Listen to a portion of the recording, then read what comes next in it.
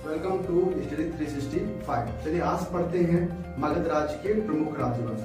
पहला है हर्यक वंश, दूसरा है शिशुनाग वंश, तीसरा क्या है नंद वंश। अब इनके हम ईसा पूर्व क्या किसी शासनकाल था ये जान लेते हैं। हर्यक वंश का था 540 ईसा पूर्व से लेकर 412 ईसा पूर्व। शिशुनाग वंश कितना था 412 ईसा पूर्व से लेकर 340 ईसा पूर्व। नंद वंश कितना था 340 ईसा पूर्व से लेकर 323 ईसा पूर्व। अब हर्यक वंश के जो पहले राजा थे, संस्थापक कौन थे? बिंबिसार थे। और इनकी राजधानी कौन थी?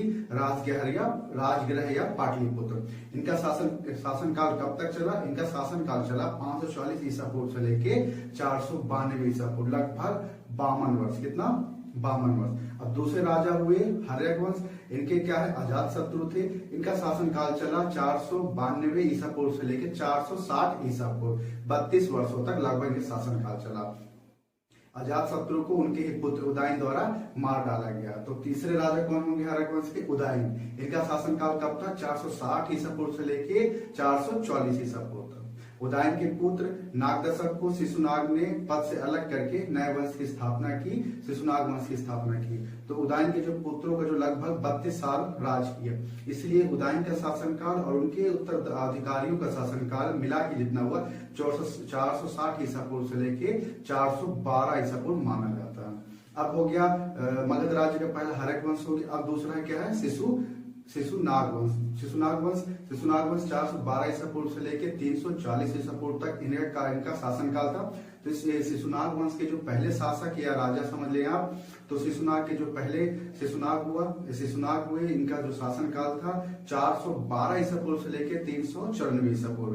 इनका शासनकाल लगभग 18 वर्ष तक था।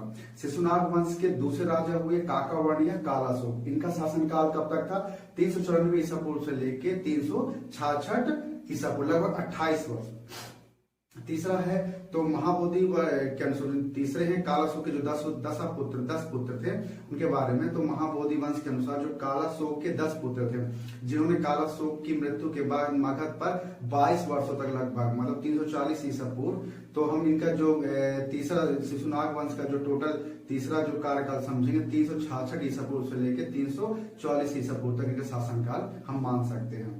तो चौथा है मगध राज्य का जो अंतिम शासक थे कौन थे? नंद वंश। कौन से थे? नंद वंश। मगध राज्य के पहले थे हर्यक वंश, दूसरा था शिशुनाग वंश और तीसरा जो है आपका कौन कहला जाएगा? नंद वंश। तो नंद वंश के जो अंतिम शासक थे कौन थे? महापद्मनंद। कौन थे? महापद्मनंद जो नंद वंश के संस्थापक थे महापद्मनंद के 8 पुत्र थे, जिसमें धनानंद जो है उनके पुत्र थे।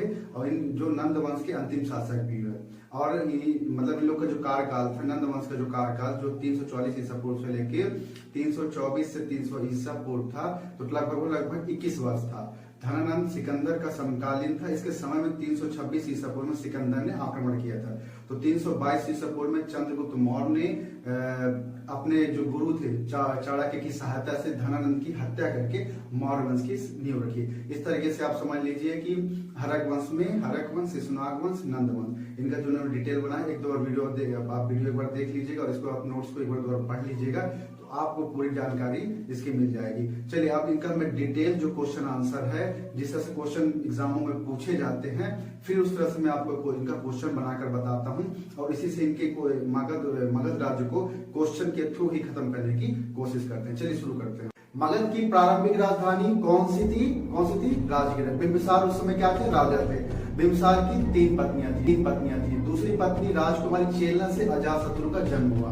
बिंबिसार की हत्या उसके पुत्र अजातशत्रु ने कर दी। अजातशत्रु ने किसकी हत्या की? अपने पिता बिंबिसार की। मगध की राजधानी में कौन बैठा फिर?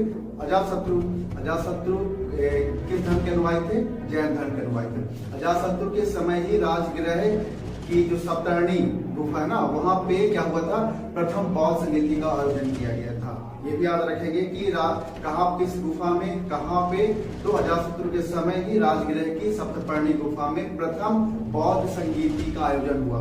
अब आगे चलते हैं। अजातशत्रु 32 वर्षों तक मगध में शासन किया और जैसा उसने किया था वैसा उसके साथ हुआ। मतलब उसके पुत्र उदयन ने उसका वध कर दिया। उसने अपने पिता का वध किया और अजातशत्रु के पुत्र उदयन ने उसका वध कर दिया। अब उदयन के बारे में पढ़ेंगे। उदयन जैन धर्म के अनुयायी थे। पाटलिपुत्र नामक नगर की उन्होंने स्थापना की और उसे अपनी राजधानी बनाई। उनकी राजधानी उसने चेंज कर दी। उदयन के पुत्र नागदशक को शिशुनाग ने मगध की गद्दी से हटाकर उसमें अधिकार कर लिया। और किस वंश की न्यूनता की? शिशुनाग वंश की। जो इम्पोर्टेंट है मैं आपको बताता जा रहा हूँ। इस शिशुनाग वंश में अब हम किसका पढ़ेंगे? शिशुनाग वंश के। शिशुनाग वंश के संस्थापक कौन होंगे? शिशुनाग ही होंगे। शिशुनाग ने वैशाली को अपनी राजधानी बनाई। उनके पुत्र जो काकावर्ण, या आप कालाशोक या काकावर्ण कुछ बोल सकते हैं, उन्हें वैशाली के स्थान पे पाटलिपुत्र को फिर से अपनी राजधानी बना। इसी के समय द्वितीय बौद्ध संगति का आयोजन हुआ।